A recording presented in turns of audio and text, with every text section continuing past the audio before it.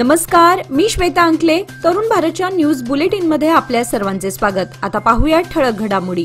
संयुक्त महाराष्ट्राच्या लढ्यात 17 जानेवारी 1956 रोजी झालेल्या आंदोलनात प्राणांची आहुती दिलेल्या हुतात्म्यांना आज शुक्रवारी सकाळी 9 वाजता महाराष्ट्र एकीकरण समितीतर्फे बेळगावात अभिवादन करण्यात आले.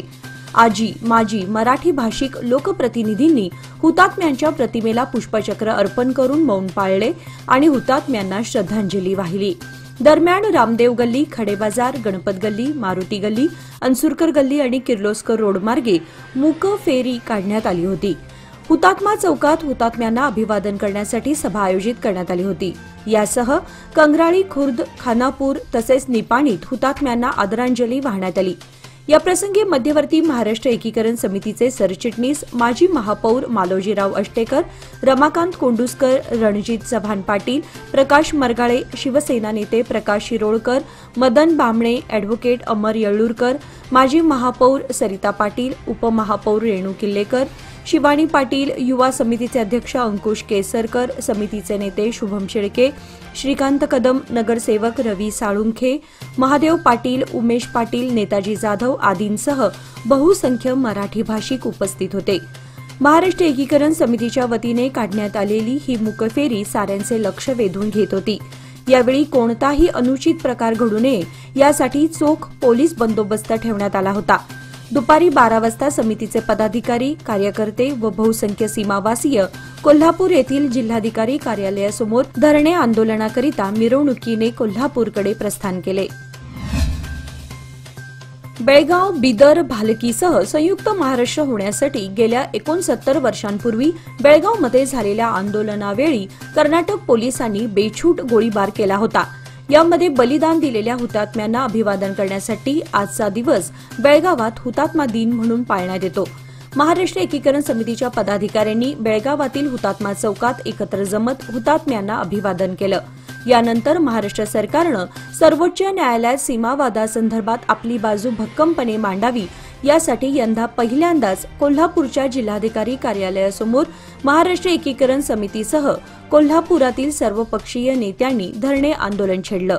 यापुढे महाराष्ट्राच्या प्रत्येक जिल्ह्यात महाराष्ट्र एकीकरण समितीकडून आंदोलन करण्यात येणार असल्याचा निर्धार करत येत्या 1 मे रोजी मुंबईत 69 वर्षांपासून प्रलंबित असलेल्या प्रश्नावर मोर्चा काढण्याचा इशारा बेळगावातील महाराष्ट्र एकीकरण समितीच्या पदाधिकाऱ्यांनी दिला.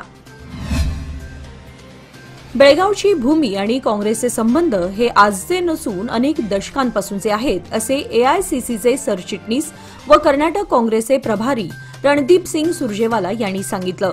त्यांचं आज बेळगाव सांब्रा विमानतळावर आगमन होताच उपस्थित पत्रकारांशी ते बोलत होते. ते म्हणाले की येत्या 21 जानेवारीला बेळगावात जय बापू, जय भीम आणि जय संविधानाच्या रॅलीचं आयोजन पुन्हा एकदा करण्यात येणार आहे. या कार्यक्रमाला राहुल गांधी, मल्लिकार्जुन खरगे, प्रियंका गांधी यांच्यासह देशभरातील सर्व काँग्रेस पक्षीय कार्यकर्ते सामील होणार आहेत. गेल्या 17 डिसेंबर 2024 रोजी भारतीय संसदेत देशाचे गृहमंत्री अमित शहा यांनी बाबासाहेब आंबेडकर यांच्यासह बाबासाहेबांच्या विचारांना मानणाऱ्या प्रत्येक व्यक्तीची खिल्ली उडवून चेष्टा केली होती. तसेच वारंवार देशाच्या संविधानाबद्दल हल्ला करणाऱ्या भाजपच्या या कटू विचारांना धूळ चारण्यासाठी जय बापू, जय भीम, जय संविधानाचा नारा देण्यात येणार असल्याचं त्यांनी यावेळी सांगितलं. बेळगावमध्ये 21 जानेवारी रोजी आयोजित करण्यात येणाऱ्या गांधी भारत काँग्रेस अधिवेशनाच्या पूर्वतयारीच्या बैठकीसाठी ते आज बेळगावात दाखल झाले आहेत. कोणत्याही प्रकारची पूर्वपरवानगी न घेता नववर्षाच्या स्वागताच्या वेळी बॉलिवूडमधील गाणी वाजवल्यामुळे बेळगावातील UK27 हॉटेलच्या व्यवस्थापनाविरुद्ध कॉपीराईट कायद्याअंतर्गत मार्केट पोलीस स्थानकात FIR दाखल करण्यात आलाय. उपेंद्र जळगावकर मुंबई यांनी दिलेल्या फिर्यादीवरून UK27चे जनरल मॅनेजर, इव्हेंट मॅनेजर व इतरांविरुद्ध कॉपीराईट कायदा 1957 कलम 63, 69, 51 अन्वये FIR दाखल करण्यात आलाय. दिनांक 31 डिसेंबर 2024 रोजी रात्री यशराज फिल्म्स प्रायोजक लिमिटेड, टिप्स इंडस्ट्रीज लिमिटेड व झी एंटरप्राइजेस लिमिटेड यांची गाणी वाजवून नववर्षाच्या स्वागतासाठी आयोजित करण्यात आलेल्या कार्यक्रमात कायद्याचे उल्लंघन करण्यात आले होते. कार्यक्रमाचे व्हिडिओ चित्रीकरणही करण्यात आलं असून ते पोलिसांना देण्यात आलं आहे. यासंबंधी मार्केटचे पोलीस निरीक्षक महंतेश धामण्णवर पुढील तपास करत आहेत. संजय घोडावत इंटरनॅशनल स्कूल बेळगाव या शाळेचे रविवार दिनांक 19 व सोमवार दिनांक 20 जानेवारी रोजी वार्षिक स्नेह संमेलन आयोजित करण्यात आलं आहे। हे स्नेह संमेलन 2 दिवस चालणार असल्याची माहिती शाळेचे मुख्याध्यापक सॅमसन गोन्साल्विस यांनी दिली। स्नेह संमेलनाच्या पहिल्या दिवसाची थीम ही परिकथा आणि संशोधन असा असणार आहे। यावेळी प्रमुख पाहुणे म्हणून मुंबई येथील CP गोयंका स्कूलच्या डायरेक्टर दीपा भूषण, सन्माननीय अतिथी संजय घोडावत समूहाचे कार्याध्यक्ष विनायकजी Bhosale, Sanjay Ghodawat international school director व प्राचार्या सस्मिता मोहांती तसेच कार्यक्रमाच्या अध्यक्षस्थानी संजय घोडावत इंटरनॅशनल स्कूल कोल्हापूरचे अध्यक्ष संजय घोडावत हे उपस्थित राहणार आहेत। स्नेह संमेलनाच्या दुसऱ्या दिवसाची थीम ही दशावतार ही ठेवण्यात आली आहे।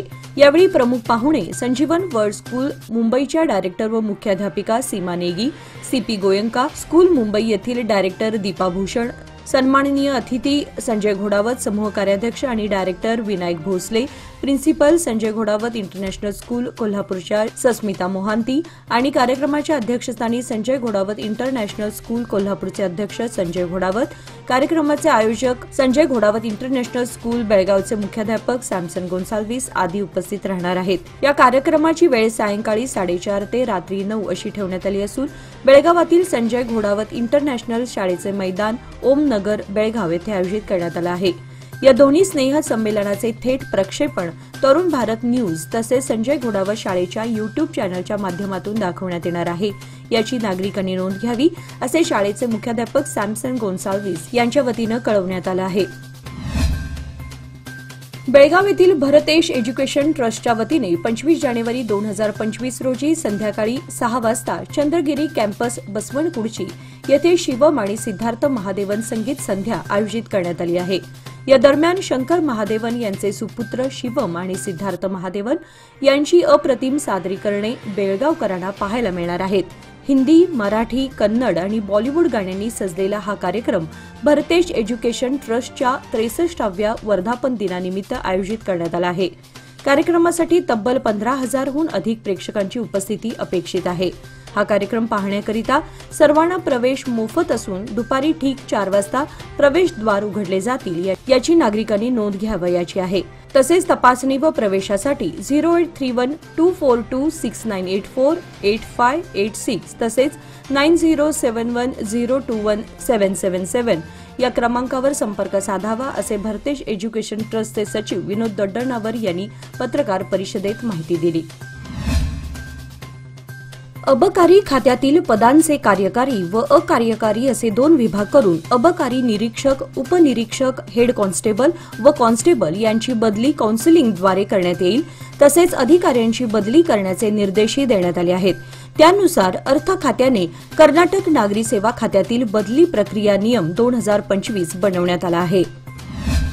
Tarun Bharat trust divine kids व ज्ञान प्रबोधन मंदिर बेळगाव ICSE विद्यालयात शाळेतील भव्य पटांगणावर आज शुक्रवार दिनांक 17 जानेवारी रोजी सायंकाळी आजी आजोबा दिन व प्राथमिक विभागाचे स्नेह संमेलनाचे आयोजन करण्यात आले होते। या दरम्यान बेळगाव मधील सुप्रसिद्ध व्यवस्थापन सल्लागार उदय लवाटे हे उपस्थित होते। कार्यक्रमाची सुरुवात दीप प्रज्वलनाने झाली। या प्रसंगी कार्यक्रमाचे अध्यक्ष उदय लवाटे, मुख्याध्यापिका Manjiri Ranade, director Anil Chaudhari, director Nitin Kapileshwari, Jagdish Kunte, director Giridhar Shankar, administration officer doctor Govind Veling, SSLC मुख्याध्यापक महादेव गुरव, ट्रस्टी वसंत सामंत व विवेक कामत आदी मान्यवर उपस्थित होते। या स्नेह संमेलनाचे थेट प्रक्षेपण तरुण भारत न्यूज या YouTube चॅनलच्या माध्यमाद्वारे प्रसारित करण्यात आले होते। उद्या शनिवार दिनांक 18 रोजी माध्यमिक शाळेचे स्नेह संमेलन आयोजित करण्यात आले आहे। नवे पाऊल नवा संकल्प लोकमान्य सोसायटी सादर करत आहे लोकमान्य शुभारंभ ठेव योजना, जी देते तुमच्या ठेवीवर आकर्षक व्याज। ज्येष्ठ नागरिकांसाठी 0.5% अधिक व्याज। अधिक माहितीसाठी कॉल करा 1800-212-4050। लोकमान्य, जिथे पैसा वाढतो आणि नातं वृद्धिंगत होतं। संगरगाळी येथे गुरुवारपासून सुरू असलेल्या ज्ञानेश्वरी पारायण सोहळ्याची सांगता शुक्रवारी भव्य अशा रिंगण सोहळ्याने झाली।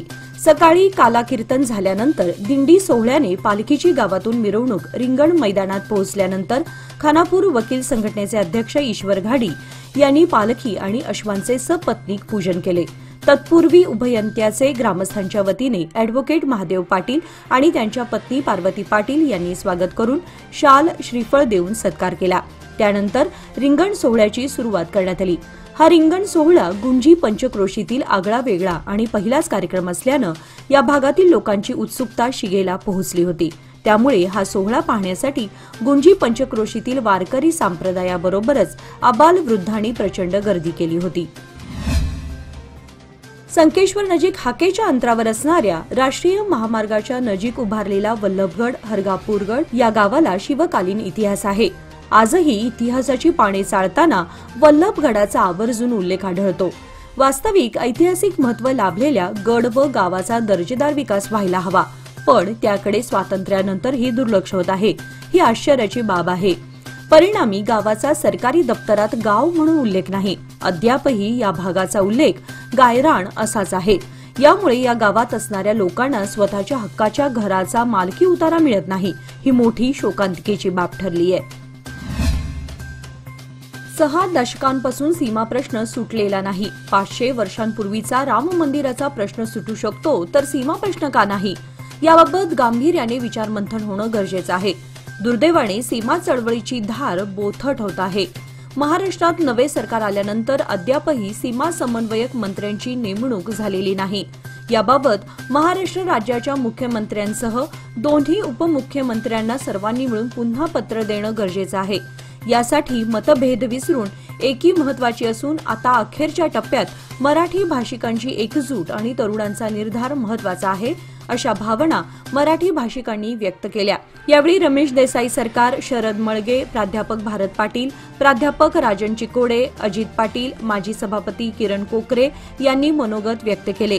यावेळी माजी नगराध्यक्ष राजेंद्र चव्हाण, विजय शेटके, गजेंद्र पोळ, प्रशांत नाईक, नंदकुमार कांबळे, राजेंद्र चव्हाण, सचिन पवार, अशोक खांडेकर, झुंजार दबडे, बंडा पाटील, बाबासाहेब मगदूम, किरण पाटोळे, धनाजी निर्मळे, झाकीर कादरी, राजू शेटके, प्रताप पाटील, बाळू कमते यांच्यासह मराठी भाषिक उपस्थित होते। ऊस तुटलेल्या रानात सध्या मशागती सुरू झाल्या आहेत। या रानात पुन्हा ऊसासाठी सरी सोडणं व भाजीपाला करण्यासाठी बळीराजाची लगबग सुरू झाली आहे। सध्या शेतीच्या कामात बळीराजाचे कुटुंब मग्न झालेले दिसत आहे। कोगनोळी, हंचिनाळ केयस, आडी, बेनाडी, आपाचीवाडी, कुर्ली, हदनाळ, सुळगाव, मत्तीवडे या भागात ऊस तुटलेल्या शेतात मशागत करून पुन्हा त्या रानात नवीन पीक घेण्यासाठी शेतकऱ्यांची धांदळ उसळली आहे। सध्या मशागत करून तयार केलेल्या शेतात विविध पिकांच्या पेरणीसाठी शेतकरी रानाच्या मशागतीत गुंतला आहे। काही शेतकरी बैलांच्या सहाय्याने तर काही ट्रॅक्टरच्या सहाय्याने मशागत करण्यासाठी मग्न आहेत। एकंदरीत कोगनोळी भागात शेती कामांना वेग आला असल्याचे चित्र पाहायला मिळत आहे। कन्नागल्लेनजीक महामार्गावर औषधे वाहतूक करणारा ट्रक पलटी झाल्यानं वाहनाचे सुमारे 5 लाख रुपयांपेक्षा अधिक नुकसान झालंय। ही घटना शुक्रवारी पहाटे 4:30च्या सुमारास घडली। सुदैवाने या घटनेत जीवितहानी झालेली नाही। ट्रक चालक परसराम हा किरकोळ जखमी झालाय। याबाबत घटनास्थळावरून समजलेली अधिक माहिती अशी की ट्रक क्रमांक KA02 AG 7722 हा मुंबईहून बेंगळूरच्या दिशेने औषधे भरून जात होता। दरम्यान कणगलेनजीक तवंदी घाट उतार झाल्यानंतर ट्रक चालक परशराम याचा ट्रकवरील ताबा सुटल्यानं ट्रक महामार्गावर पलटी झाला। यात वाहनाचे सुमारे 5 लाख रुपयांपेक्षा अधिक नुकसान झालं आहे। ट्रक चालक परशराम हा किरकोळ जखमी झालाय। या घटनेची माहिती मिळताच अवताडे कंपनीचे कर्मचारी संतराम माळगी व त्यांचे सहकारी तसेच संकेश्वर पोलिसांनी घटनास्थळी भेट देऊन पाहणी केली। कुर्ली येथील वाल्मिकी नगरजवळ असलेल्या बाळासाहेब आप्पा वैराट यांच्या 8 गुंठे लावण असलेल्या उसाला प्लॉट जवळच असलेल्या TC जवळ शॉर्ट सर्किट झाल्यानं लागलेल्या आगीत ऊस व गवत खाक झालंय। दिनांक 16 रोजी दुपारी 4 वाजता ही घटना घडली। तसेच कृष्णा वैराट यांचं गवतही जळून खाक झालंय। जनावरांना वैरण म्हणून असणारं हे गवत जळून खाक झालं आहे। शेजारच्या शेतकऱ्यांनी त्वरित आगीवर नियंत्रण मिळवल्यानं पुढील नुकसान टळलं। या परिसरातील TCची दुरुस्ती करणं गरजेचं असताना त्याकडे हेस्कॉमचं दुर्लक्ष होत आहे।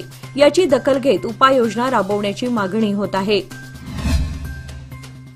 निपाणी हेस्कॉमच्या वतीने निपाणी शहर व परिसरात त्रैमासिक दुरुस्तीची कामे हाती घेण्यात येणार आहेत। यासाठी रविवारी सकाळी 9 ते सायंकाळी 6 वाजेपर्यंत वीज पुरवठा खंडित राहणार असून यासाठी ग्राहकांनी सहकार्य करण्याचं आवाहन हेस्कॉमचे सहाय्यक कार्यकारी अभियंता अक्षय चौगुला यांनी केलं आहे। रविवारी विद्युत उपकेंद्रे तसेच ट्रान्सफॉर्मरमधील बिघाड यामुळे दुरुस्ती कामे हाती घेण्यात येणार आहेत। त्यामुळे निपाणी येथील 110 केव्ही विद्युत केंद्र तसेच जत्राट येथील 33 केव्ही, बेनाडी येथील 33 केव्ही विद्युत उपकेंद्रे व त्या अंतर्गत येणारी सर्व 11 केव्ही क्षमतेची उपकेंद्रे या सर्व ठिकाणी सदर दुरुस्ती कामे होणार आहेत। त्यामुळे या उपकेंद्रांतर्गत असलेल्या सर्व गावांमध्ये रविवारी सकाळी 9 ते सायंकाळी 6 या वेळेमध्ये वीज पुरवठा खंडित करण्यात येणार आहे। देशातील वाढता मध्यम वर्ग, जलद शहरीकरण आणि परवडणारी वाहने भारतातील वाहन क्षेत्राला चालना देतील। भारतात बॅटरी स्टोरेज सिस्टीममध्ये गुंतवणूक करण्याची हीच योग्य वेळ आहे, असे प्रतिपादन पंतप्रधान नरेंद्र मोदी यांनी शुक्रवारी नवी दिल्ली येथील प्रगती मैदानातील भारत मंडपम येथे भारत मोबिलिटी ग्लोबल एक्स्पो 2025 च्या उद्घाटन प्रसंगी केले। यासोबतच आपला देश अनेक देशांच्या लोकसंख्येपेक्षा जास्त कार विकतो, असे उद्गारही पंतप्रधान नरेंद्र मोदी यांनी यावेळी काढले। याचबरोबर आजचे बातमीपत्र इथे संपले। अधिक माहिती आणि ताज्या घडामोडींसाठी पाहत रहा तरुण भारत न्यूज चॅनल। तसेच आमच्या चॅनलला लाईक, शेअर आणि सबस्क्राईब करायला विसरू नका आणि विश्वासार्ह बातम्यांसाठी दररोज वाचा दैनिक तरुण भारत। धन्यवाद।